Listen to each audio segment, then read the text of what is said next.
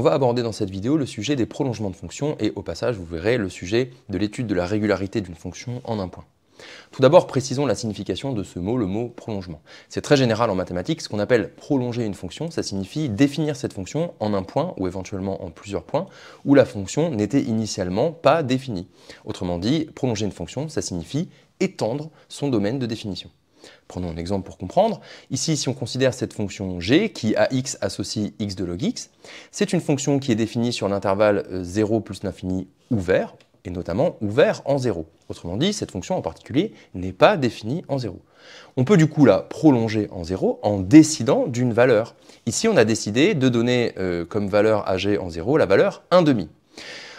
Cet acte de prolongement, il donne lieu du coup à la création d'une nouvelle fonction qu'on va noter g tilde, qui est cette fois définie sur 0 plus l'infini mais fermée en 0, et dont la définition fait intervenir une disjonction de cas. C'est la fonction qui à x associe x de log x si x est strictement positif, et puis cas particulier 1,5 si x est égal à 0. Alors rigoureusement parlant, cette fonction, il ne faut pas l'appeler g, on l'a appelée ici g tilde, ce n'est pas la même fonction que g, mais vous verrez que parfois en pratique, on l'appelle quand même g pour signifier que cette nouvelle définition annule et remplace la définition précédente.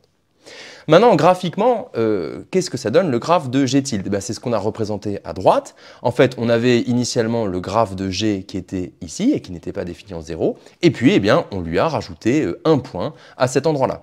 Bien évidemment, ce prolongement que l'on a fait, en choisissant cette valeur 1,5, on l'a prise un peu au hasard, on aurait pu prendre 54, 18, peu importe, là on a pris 1,5.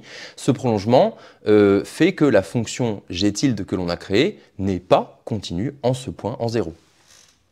Et justement, ça nous pousse à nous intéresser à un cas particulier de prolongement que l'on appelle le prolongement par continuité.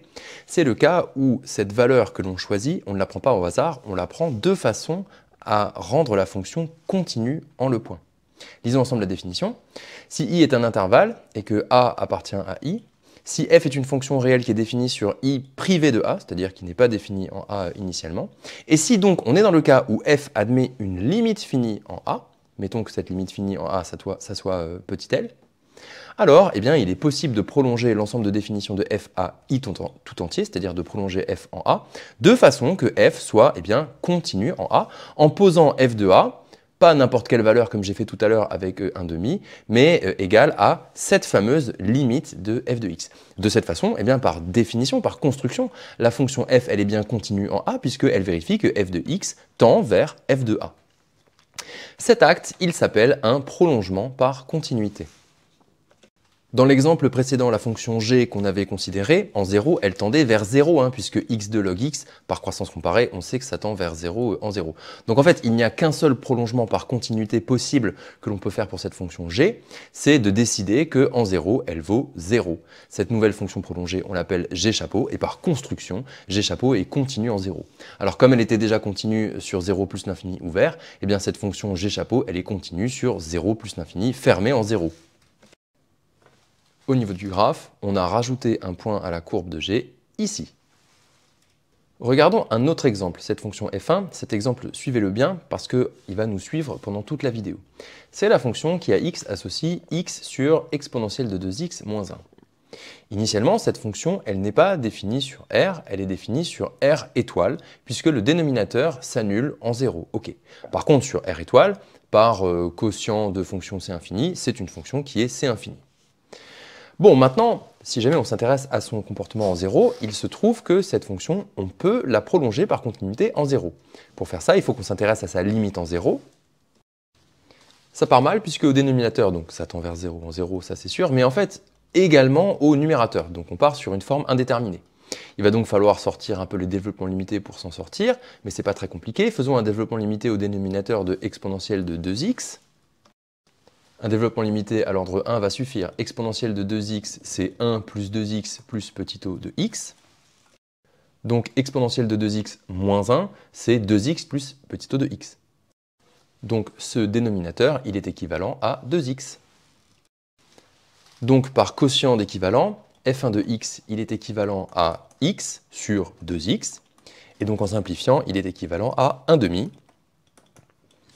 Ce qui fait que f1 de x tend vers 1,5 puisque 1,5 est une limite finie non nulle. C'est fini, on peut donc prolonger f1 par continuité en 0 en posant f1 de 0 est égal à 1 demi. On note également f1, cette nouvelle fonction prolongée, et sa nouvelle définition, la voici. f1 est désormais défini sur R, et sa définition fait intervenir une disjonction de k, avec un cas particulier lorsque x est égal à 0, f1 de 0 vaut donc 1 demi comme on l'a défini. Laissons cette fonction de côté, on y reviendra. Deuxième fonction, la fonction f2, elle aussi, elle va nous suivre pendant toute la vidéo. C'est la fonction qui a x associe x puissance x, et on va bien sûr s'empresser de changer cette définition en utilisant la forme exponentielle des puissances, à savoir il s'agit de exponentielle de x log x. Alors cette fonction, elle n'est pas définie en 0, en fait elle est définie sur R plus étoile, et sur cet intervalle, elle est bien sûr de classe C infini par produit et composition de fonctions C infini. Elle aussi, on va pouvoir la prolonger par continuité en 0. En effet, lorsque x tend vers 0, la quantité qu'il y a ici dans l'exponentielle, à savoir x log x, on sait par croissance comparée que cette quantité tend vers 0.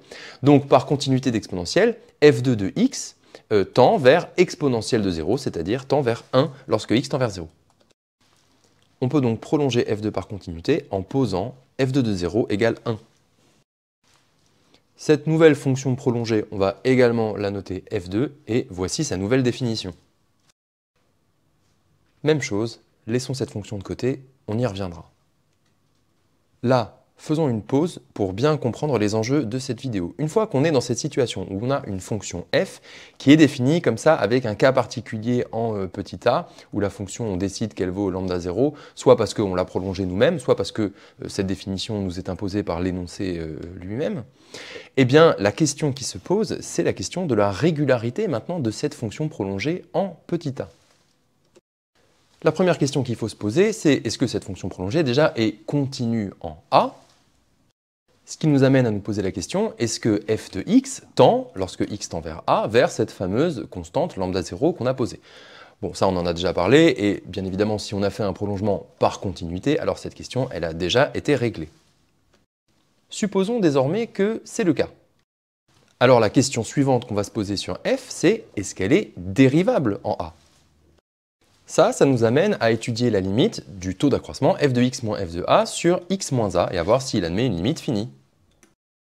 Là, tous les cas sont possibles. Cet accroissement, il peut tendre vers plus ou moins l'infini ou n'admettre aucune limite, ou alors admettre une limite finie. Supposons que ça soit le cas, cette limite finie lambda 1, eh bien, elle vaut donc f' de a. On a donc dans ce cas que f est dérivable en a, et en fait, dans la plupart des cas, f elle est également dérivable à l'extérieur de a. Sur les exemples précédents qu'on avait pris, on avait des fonctions qui étaient c infini à l'extérieur du point de prolongement. Du coup, la question suivante sur la régularité de f, c'est une question qu'on va se poser sur la fonction f'. Typiquement, du coup, cette fonction f' qui est définie partout sur i, eh bien, est-ce qu'elle est continue en a? Ça nous amène à nous poser la question, est-ce que la quantité f' de x lorsque x tend vers a, tend bien, vers le nombre f' de a? Encore une fois, ça peut être le cas ou ne pas être le cas. Si jamais on suppose que c'est le cas, alors on se retrouve dans la situation où f est non seulement dérivable, mais sa dérivée f' est continue, f est donc une fonction de classe C1. La question suivante qu'on peut naturellement se poser, c'est maintenant s'intéresser à la dérivabilité de la dérivée de f, c'est-à-dire est-ce que f' est dérivable en a? Et ça nous amène à nous intéresser au taux d'accroissement f' de x moins f' de a sur x moins a. Cet accroissement, il peut admettre une limite finie ou ne pas admettre de limite finie. Si jamais c'est le cas, cette limite finie, c'est f seconde de a. En supposant que f' est également dérivable sur i privé de a, alors on obtient que f' est dérivable sur tout i, ce qui signifie que f est 2 fois dérivable sur i, donc f appartient à d2 de i. Dès lors, la question suivante, c'est se poser la question, est-ce que cette dérivée seconde qui est définie sur i est continue en a? Et si c'est le cas, on a donc une fonction f qui est 2 fois dérivable et dont la dérivée seconde est continue en a et ailleurs qu'en a, donc sur i tout entier. Et ça veut dire que f est de classe C2.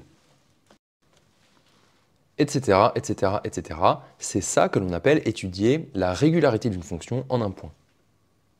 Là, on pourrait se demander, mais pourquoi faire ce travail? Et bien là, en fait, vous verrez, il y a des situations en analyse où tout le problème se ramène au comportement d'une fonction en un point bien précis. Et donc, parfois, on est amené à faire ce genre de travail, notamment pour obtenir une estimation de cette fonction en ce point, typiquement un développement limité ou ce genre de choses. Alors maintenant, vous voyez qu'en fait, il y a deux types de questions qui se posent. Il y a les questions de continuité qui mènent à un calcul de limite. Et puis, il y a les questions de dérivabilité. C'est cette question-là maintenant qu'on va se poser dans la suite. Comment étudier la dérivabilité d'une fonction que l'on vient de prolonger par continuité? Alors là, pour ça, en fait, il y a plusieurs méthodes.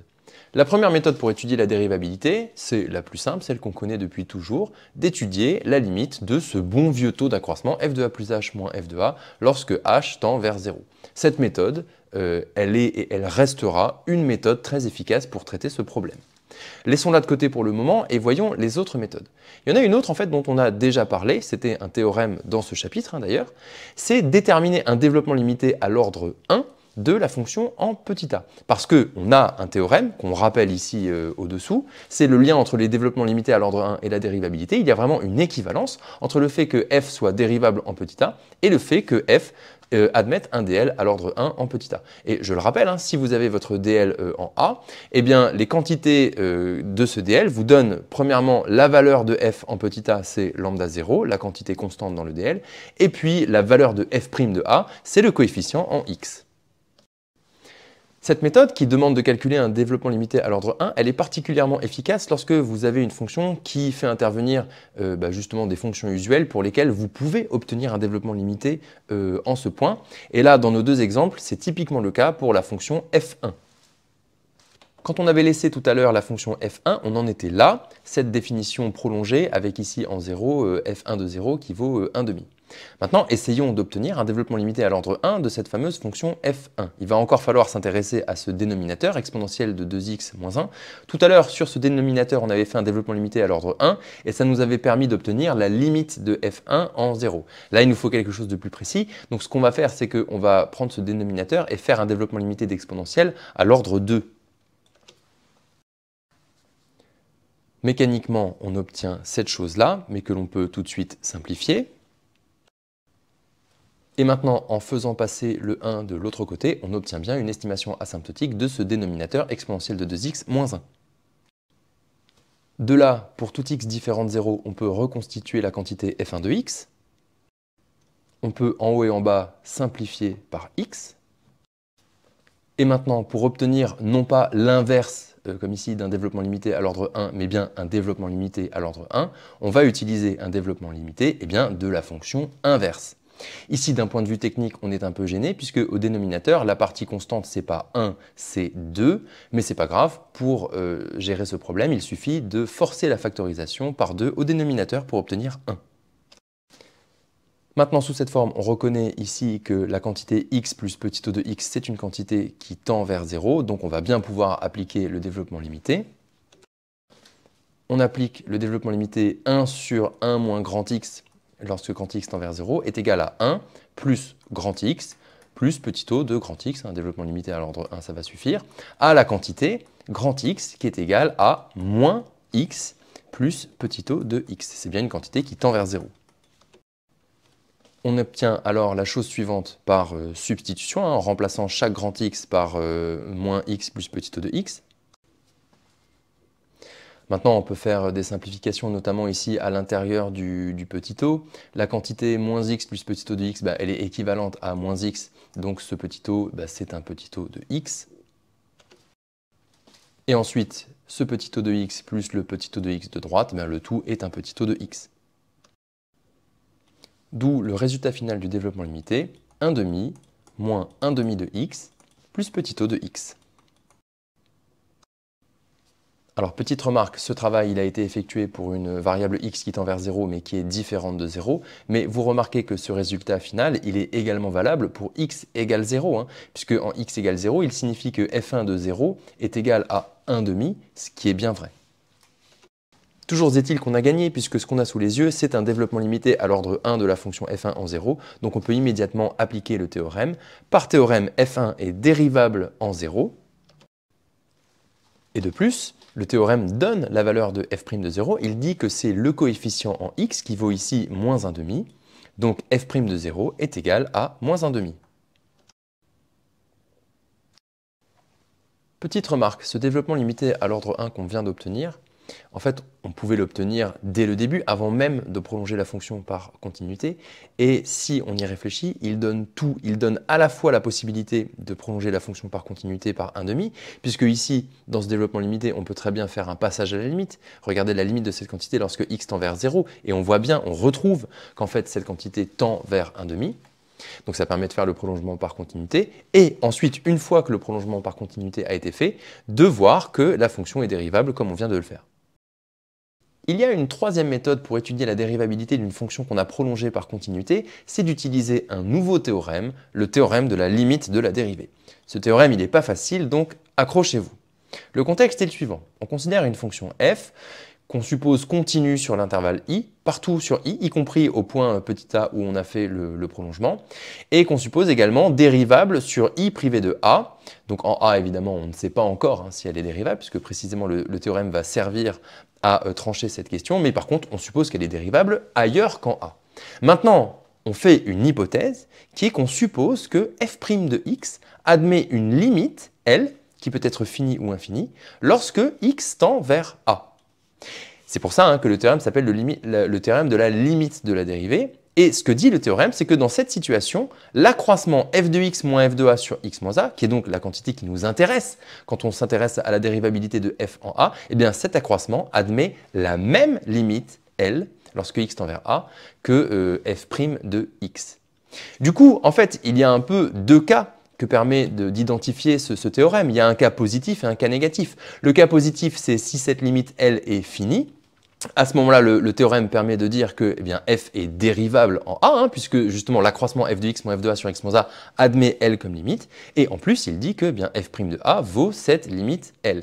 Et puis deuxièmement, il y a un cas négatif, le cas où la limite L vaut plus l'infini ou moins l'infini. À ce moment-là, l'accroissement tend lui-même vers plus l'infini ou vers moins l'infini, et donc f n'est pas dérivable en a, et même c'est plus précis, géométriquement, on sait que dans ce cas-là, le graphe de f admet une tangente verticale en petit a. Démontrons-le rapidement. Donc on suppose que f' de x tend vers L. Et maintenant, on est dans une situation où on cherche des informations sur le taux d'accroissement ici, f de x moins f de a sur x moins a, alors qu'on possède des informations sur les nombres dérivés f' de x. Là, il faut se souvenir du cours sur la dérivabilité. Il y a un outil parfait pour passer de l'un à l'autre, c'est l'égalité des accroissements finis, puisqu'il vous dit que n'importe quel accroissement est un nombre dérivé. On va donc s'empresser d'utiliser cet argument. Pour tout x appartenant à i privé de a, il existe un nombre cx appartenant à ax ouvert, tel que l'accroissement f de x moins f de a sur x moins a est égal à f' de cx. Ici, on est en train d'utiliser donc l'égalité des accroissements finis, qu'on peut utiliser, puisque entre a et x, la fonction elle est bien continue sur le segment ax fermé. En fait, f, on l'a supposé continue sur tout i, donc en particulier, elle est continue sur ax fermé. Et puis, deuxièmement, f est dérivable sur l'intervalle ax ouvert. En effet, on sait que f est dérivable sur tout l'intervalle i, sauf éventuellement en a. Et comme on le sait, l'égalité des accroissements finis ne demande pas à la fonction f d'être dérivable en a ici.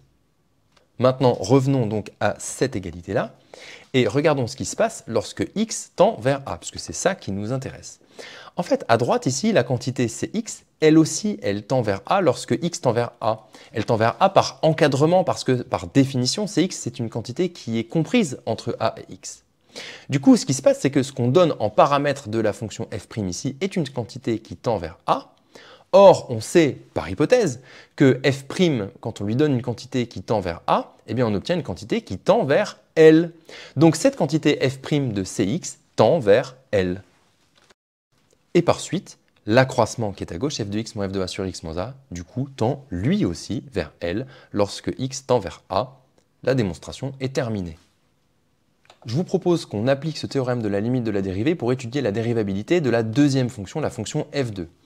On l'avait laissé ici quand on l'avait étudié, on l'avait prolongé par continuité en 0 et f2 de 0 valait la valeur 1.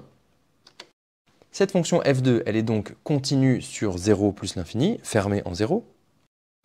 Ça, on le sait déjà. Et puis, deuxièmement, par ailleurs, c'est une fonction qui est de classe C infini sur 0 plus l'infini ouvert. Mais pour une autre raison, qui est que sur cet intervalle-là, x puissance x, il vaut exponentielle de x log x, et que là, on reconnaît une composition et un produit de fonctions C infini. Donc, en particulier, f2 est bien dérivable sur 0 plus l'infini. Et justement, si jamais on veut utiliser le théorème de la limite de la dérivée, c'est ça qu'on va faire. On va commencer par dériver f2 ailleurs qu'en 0, c'est-à-dire ici sur r plus étoile, et ensuite on va regarder la limite de cette dérivée. Donc, commençons par dériver f2 sur r plus étoile. Pour tout x strictement positif, ici, on reconnaît une quantité du type e de u, donc on sait dériver. Ça donne en fait u' fois exponentielle de u. Et puis là, il y a des simplifications. On obtient ce résultat-là.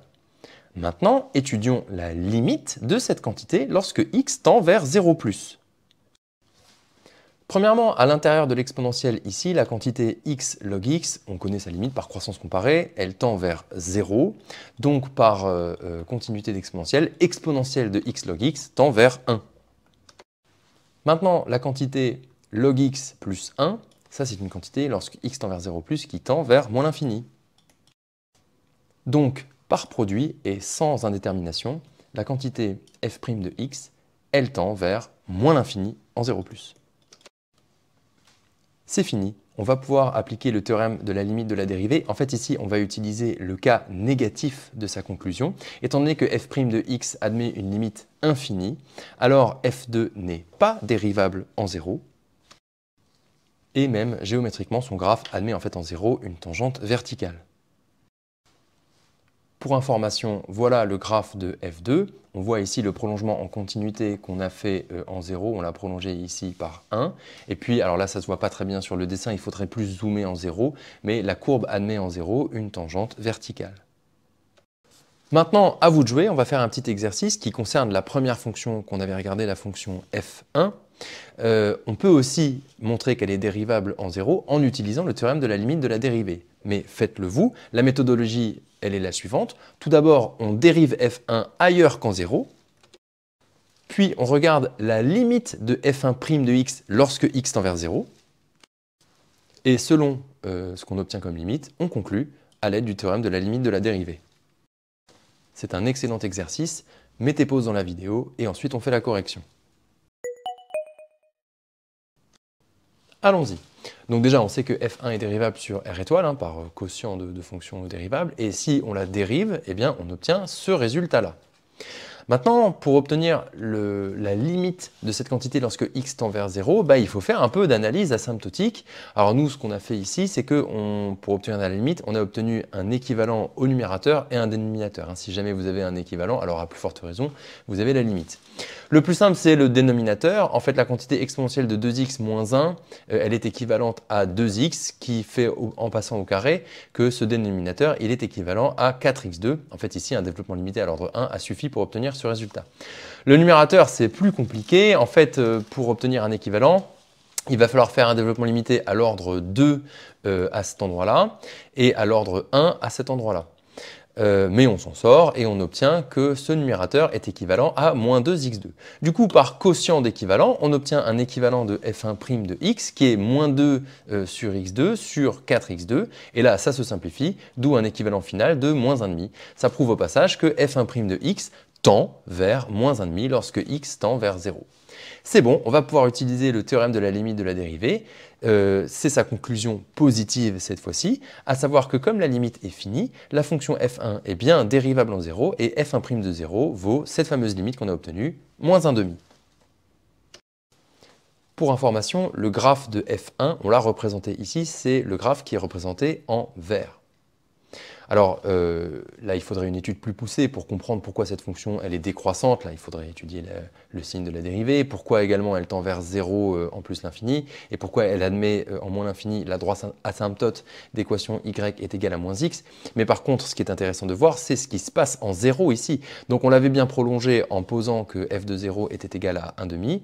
Et puis également, ce qu'on sait maintenant, c'est que la fonction est bien dérivable avec f' de 0 qui est égal à moins 1,5, ce qui signifie que la pente de la courbe en ce point, elle est égale à moins 1,5. Ce qu'on observe aussi avec ce graphe, c'est que cette fonction f1, bien qu'à la base, on avait l'impression qu'il y avait un comportement explosif en 0, et bien en fait, pas du tout. C'est une fonction qui est parfaitement régulière, et même en fait, avec un peu plus d'outils d'analyse, on pourrait démontrer qu'il s'agit d'une fonction qui est C infini sur R. Remarque très importante. Ici, on est dans une situation où on sait maintenant que f1 est dérivable en 0. Si on veut se poser la question suivante de la régularité de f en 0, à savoir, est-ce que la fonction f' est continue en 0? Eh bien ça nous amène à nous poser la question, est-ce que f1' de x tend, lorsque x tend vers 0, vers f1' de 0? Or, mais en fait, cette question, on se l'est déjà posée et on a déjà réglé cette question, puisque précisément, on a calculé la limite de f1' de x, cette limite c'est moins 1/2, et qu'ensuite, le théorème de la limite de la dérivée, il nous a permis de dire que le nombre f1' de 0, il valait lui aussi moins 1/2. Donc oui, c'est vrai, f1' de x tend vers f1' de 0, et on n'a rien à faire de plus que ce qu'on a déjà fait. Ce que ça montre, c'est que quand on utilise le théorème de la limite de la dérivée pour avoir la dérivabilité d'une fonction en un point, on montre à la fois la dérivabilité de la fonction en ce point, mais aussi la continuité de sa dérivée en ce point. Autrement dit, on obtient immédiatement que la fonction f est de classe C1. C'est pour cette raison que certains appellent le théorème de la limite de la dérivée le théorème du prolongement C1. C'est un théorème qui souvent pose problème aux élèves puisqu'il demande de bien faire la part des choses entre plusieurs questions qui sont différentes entre elles. Tout d'abord la question de la dérivabilité de la fonction f en a qui pose cette question. Et puis deuxièmement la question de la continuité de f' en a qui pose, elle, cette question-là, qui de base est une autre question. Et justement, le théorème de la limite de la dérivée, c'est un théorème qui fait un peu les choses à l'envers puisqu'il dit que si on a ça, alors on a ça. Et du coup, on a les deux, et du coup, f est de classe C1.